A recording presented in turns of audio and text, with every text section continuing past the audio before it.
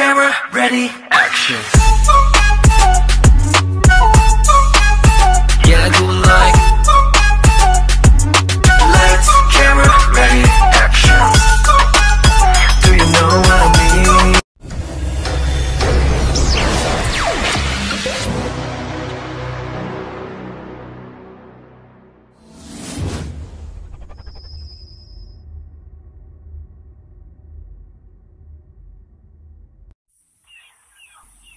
Halo teman-teman, pada hari ini kita akan pergi mencari bahan aktif dari daun bambu dan kita akan menuju pada pohon daun bambu untuk mencari bahan aktif ya teman-teman.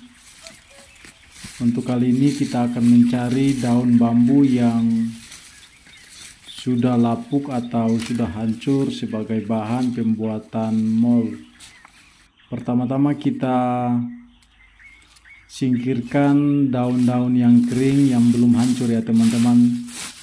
Kemudian setelah kita udah merasakan atau melihat daun bambu yang terlihat lapuk, langsung kita ambil dan kita pilih yang benar-benar sudah lapuk. Kemudian kita akan hancurkan dengan tangan ya.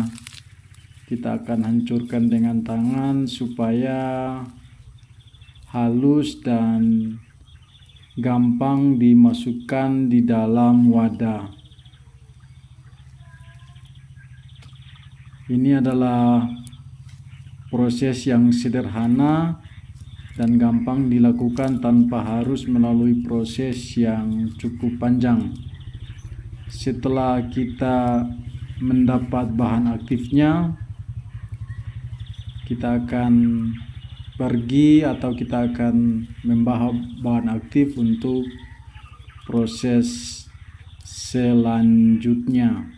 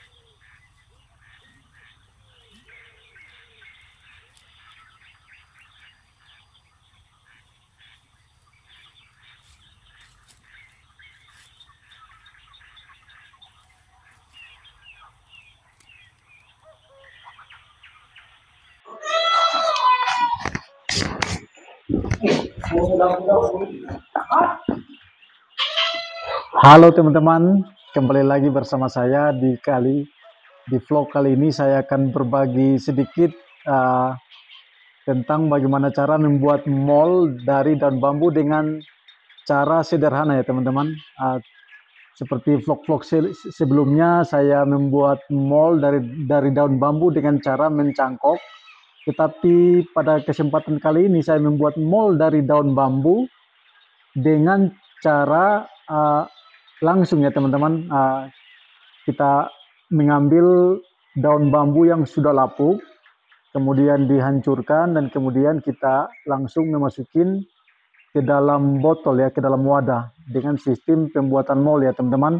Seperti teman-teman lihat ini adalah botol yang udah berisi air leri atau air kelapa ya teman-teman. Sudah ditambahkan dengan molase teman-teman, gula ya, molase. Kalau tidak ada molase teman-teman bisa kasih dengan gula merah ya teman-teman.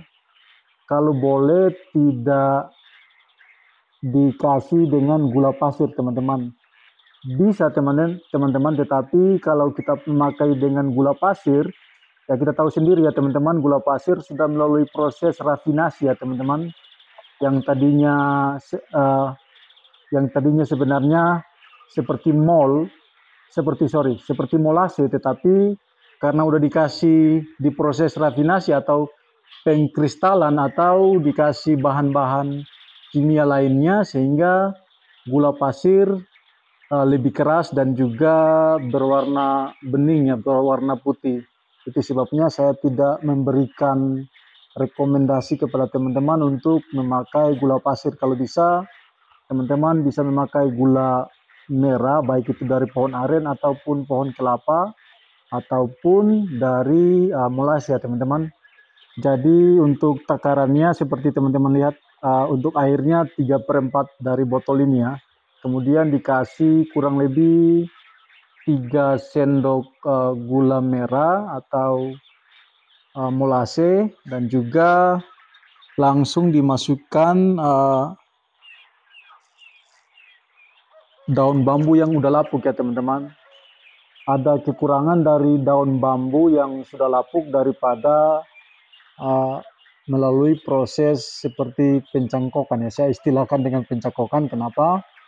Karena kalau kita pakai daun lapuk, itu kita tidak mengetahui seberapa banyak atau seberapa adanya bakteri yang ada di bahan aktifnya. Saya bilang bahan aktif yaitu bahan yang kita buat ya, seperti mol buah atau yang mol rebung bambu atau mol dari kecamba, tetapi ini saya buat dari mol daun bambu yang udah lapuk ya teman-teman, seperti teman-teman lihat.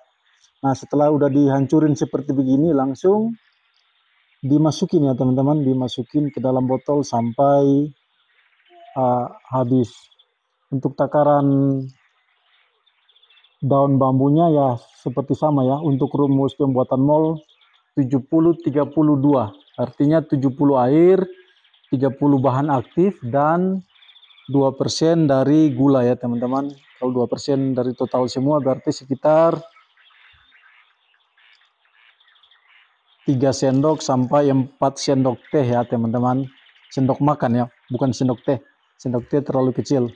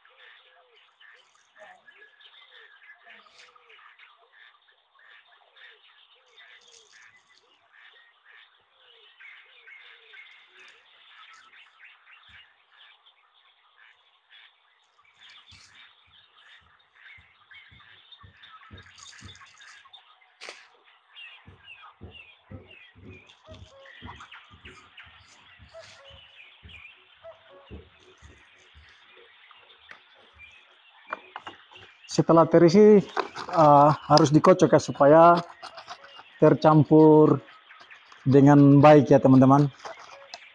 Nah setelah dikocok lalu disimpan di tempat kering ya teman-teman, disimpan di tempat kering yang tidak terkena langsung sinar matahari teman-teman. Nah untuk 3 hari pertama teman-teman ya pasti setiap pembuatan mol atau seperti ekoenzim ya pasti 3 hari pertama gasnya sangat tinggi ya, jadi setiap hari harus tutupnya dibuka sedikit supaya gasnya keluar. Kalau teman-teman tidak mau repot, teman-teman bisa lubangin tutupnya, kemudian dipasang selang yang kecil, kemudian ujung selang yang ditancapkan berikutnya itu harus direndam di dalam air ya, supaya tidak ada udara yang masuk di botol ini teman-teman.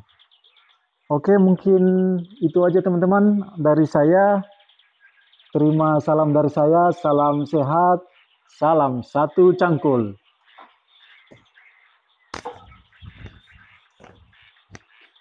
Bye.